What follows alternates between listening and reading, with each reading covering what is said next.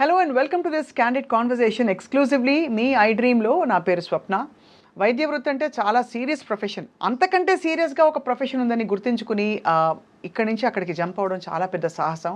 And అలా సాహసం చేసిన వాళ్ళు కొంతమంది యాక్టర్స్ని మనం చూస్తూ వచ్చాం. కానీ మంచి బడ్డింగ్ స్టేజ్లో గొప్ప డాక్టర్ అయ్యే టైంలో బ్యూటీ ప్యాజెంట్ ఫైనలిస్ట్గా విన్నర్గా మంచి పేరు తెచ్చుకుని అదే టైంలో సినిమా ఇండస్ట్రీలోకి ప్రవేశం చేసిన మన లైలా, మనందరికీ సుపరిచిత doctor Kamakshi Bhaskarla is with us. చాలా ఇంట్రెస్టింగ్ కాన్వర్సేషన్ కోసం నేను ఎదురు చూస్తున్నాను.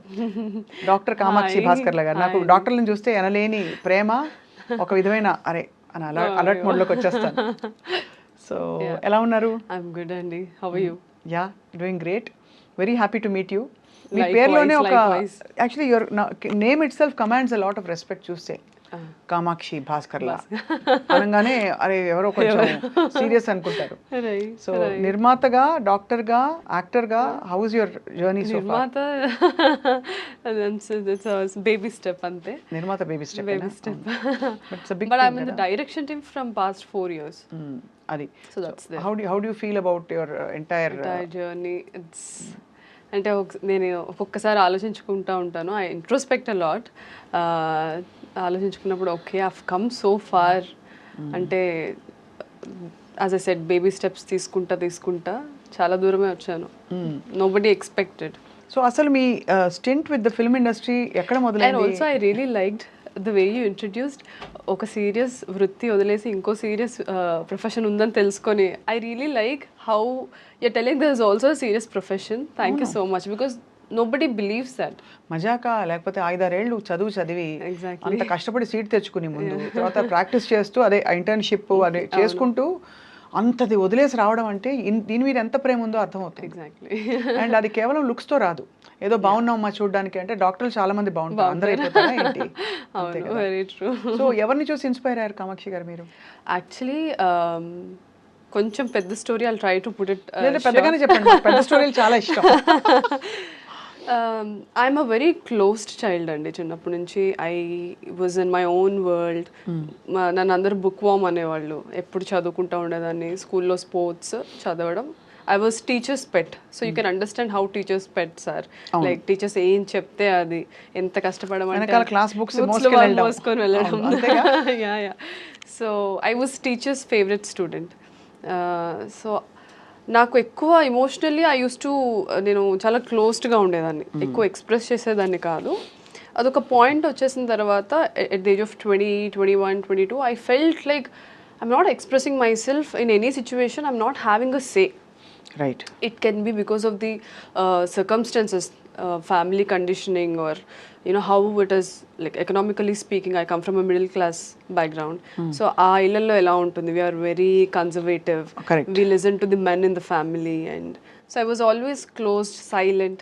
So somewhere I was not feeling complete. So maybe aa thought nunchi pageantry ochindi naku. చాలా పెద్ద డెసిషన్. పేజెంట్రీయే చాలా పెద్ద decision. Because I've seen Aishwarya Rai, Sushmita Sen, Lara Dutta, Priyanka Chopra, all this people empowering them self and also empowering other women.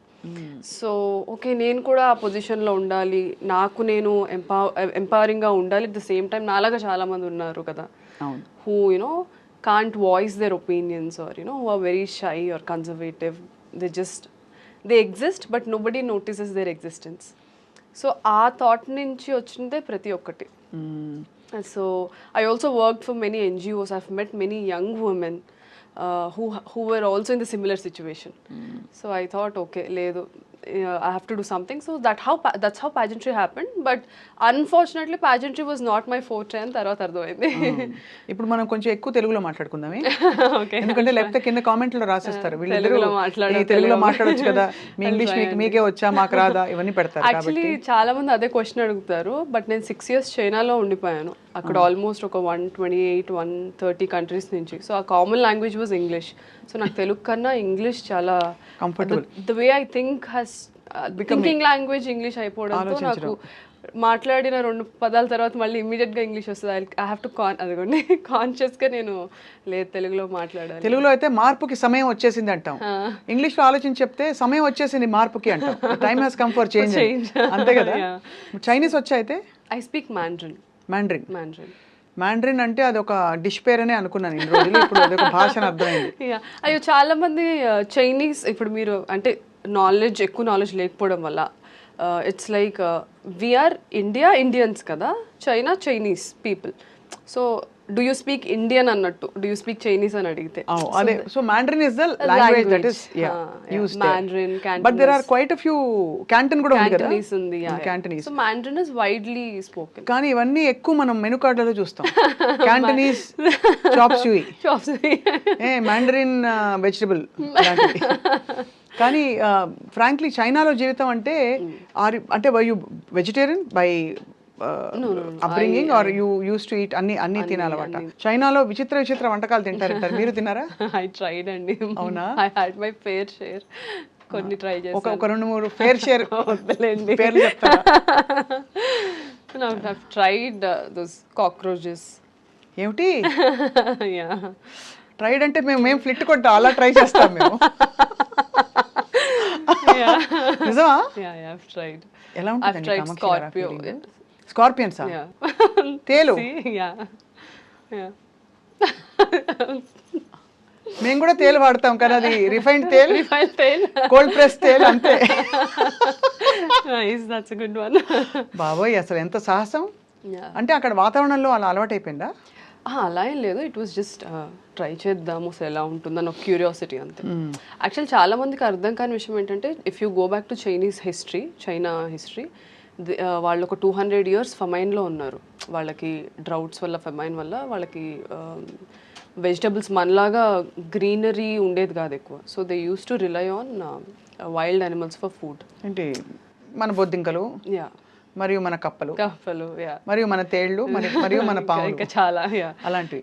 కానీ చాలా సాహసం Kamakshi, because ఇంట్లో I'm sure Telugu వంటలు ఇవే అలవాటే ఉంటుంది చిన్నప్పటి నుంచి. ఎంత ట్రై చేయాలన్నా సడన్ గా వెళ్ళి ఒక ఈట్ కాక్రోచ్ 65 అంటే ఒకలాగా ఉంటుంది కదా.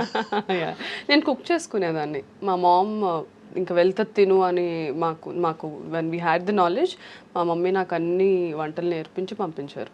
ఓహో, I cook really well. So చైనాలో అసలు ఏం చేశారు మీరు, ఏం చేసేవారు? సో చైనా వెళ్ళింది ఎంబీబీఎస్ చేయడానికే. ది ఫన్నీ పార్ట్, చైనాలో ఇంగ్లీష్ మాట్లాడరు అని కూడా నాకు తెలీదు. I was that naive, very innocent. అసలు ఏం తెలియదు, చదువుకోవడం తప్ప ఏం తెలియదండి. ఇప్పుడు జోష్ మూవీలో చెప్తారు కదా, ఈ బస్ ఎక్కితే ఎక్కడికి వెళ్తావు, ఇక్కడికి వెళ్ళాలంటే ఏ బస్ ఎక్కాలో కూడా నాకు తెలీదు. నేను అంత ఇంటి నుంచి కాలేజ్ బస్ ఎక్కి ఇంట్లో దిగి, ఇంటి నుంచి మళ్ళీ కాలేజ్ బస్ ఎక్కి కాలేజ్కి, I was that kind of a girl. So I was so naive వెళ్ళినప్పుడు. But slowly then I realized, okay ఇక్కడ ఇంగ్లీష్ కూడా మాట్లాడరు అన్నమాట. I have to learn Mandarin. మాకు ఫస్ట్ ఇయర్ నుంచి మ్యాండ్రిన్ మనకి లాంగ్వేజ్ ఉండేది, along with the medical subjects. And they very particular about their language. ఎందుకంటే తర్వాత మేము ఇంటర్న్షిప్ చేసేటప్పుడు టీచర్స్కి, ఫ్యాకల్టీకి ఇంగ్లీష్ వచ్చు, బట్ పేషెంట్స్కి రాదు కదా. అవునవును. So we have to be very well versed. So 5 years అక్కడే చదువుకున్నాను, 1 year ఇంటర్న్షిప్ అక్కడే చేశాను. సో అమ్మ నేర్పిన వంటలతో అక్కడ రకరకాల ఎలా దొరుకుతాయండి ఇవన్నీ? మీకు లైవ్ గా దొరుకుతాయా బొద్దింకలు? లైవ్ కాదు, దే యూస్ టు హ్యావ్ అంటే రెక్కలు తీసేసి క్లినిక్ స్టేషన్ దగ్గర తీసిస్తారు.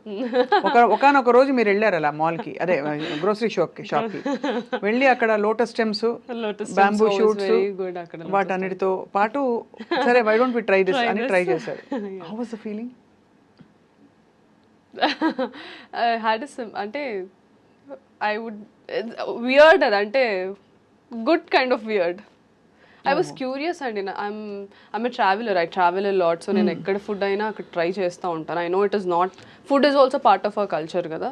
మనం ఒక కల్చర్కి అలవాటు పడ్డాం, మన టేస్ట్ బడ్స్ ఒక కల్చర్కి అలవాటు పడ్డాయి. So it is different. So అది మొత్తానికి అంటే నేను ఇవన్నీ ప్రోబ్ చేయడానికి బొద్దింక మీద ఇంట్రెస్ట్ కాదండి, మీ అడ్వెంచరస్ స్పిరిట్ ఒకటి. రెండోది మీరు ఎంత how much do you explore, and ఒక కొత్త కంట్రీకి వెళ్ళి భాష నేర్చుకోవడం, అక్కడ అవన్నీ అలవాటు చేసుకోవడం. అందరు పచ్చడి సీసాలు, పొళ్ళు, నువ్వుల పొడి కూడా ప్యాక్ చేసేవాళ్ళు చాలా. బట్ అవి 1 year అంతా ఉండవు కదా. అంటే నేను ఒకసారి 2 years ఒకసారి వచ్చేదాన్ని. సో అలా మొత్తానికి అక్కడ చేసి 1 year ఇంటర్న్షిప్ చేసుకుంటూ బ్యూటీ పాజెంట్ ఎప్పుడు స్టార్ట్ అయింది మీ అన్వేషణ?